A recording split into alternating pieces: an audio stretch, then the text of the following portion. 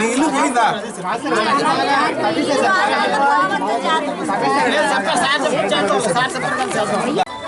రాష్ట్ర ముఖ్యమంత్రి వర్యులు తెలుగుదేశం పార్టీ అధ్యక్షులు పిలుపు మేరకు ఇక్కడ ఈ జనచైతన్య యాత్రలో ప్రారంభించడం జరిగిందండి.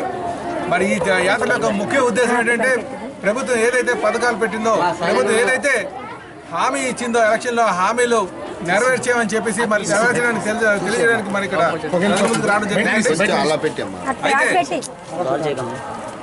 ఇందులో ఈరోజు ఈ ప్రాంతానికి సంబంధించి గవర్నమెంట్ 296 జీవో ఇవ్వడం జరిగింది.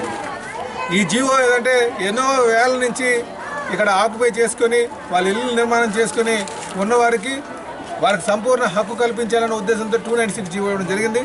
ఆ జీవోని ప్రతి ఒక్కరు సద్వినియోగం చేసుకోవాలని చెప్పి ఈ సందర్భంగా కోరుచున్నానండి. ఎందుకంటే ఈ 296 జీవో సుమారు 2 నెలలు అయింది. ఈ నెల డిసెంబర్ 31 కల్లా క్లోజ్ అయిపోతుంది. ఇందులో చాలామంది ఎంతోమంది చెప్పారు ఏదంటే ఇలాగ మాకు ట్యాక్స్ మా పేరు మీద లేదని చెప్పేసి.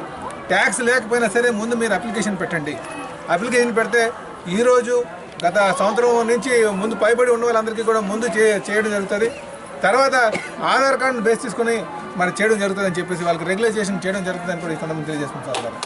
అయితే ఇందులో ఇంకోటి ఏంటంటే 100 గజాల లోపు మాత్రమే, 100 గజాలు 100 గజాల లోపు, 100 గజాలు దాటిన వరకు కూడా మిగతా ఎంత ఉందన్నది దాని మీద నామినల్ రేట్ వేయడం జరుగుతుంది.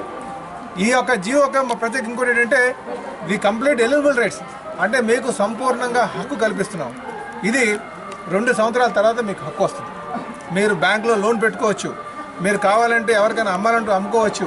ఏదైనా సరే పూర్తి హక్కు కల్పించే విధంగా ఈ జీవో చేయడం జరిగింది కనుక దాని మీద మీ అందరికీ అవగాహన చేయడానికి వచ్చామండి.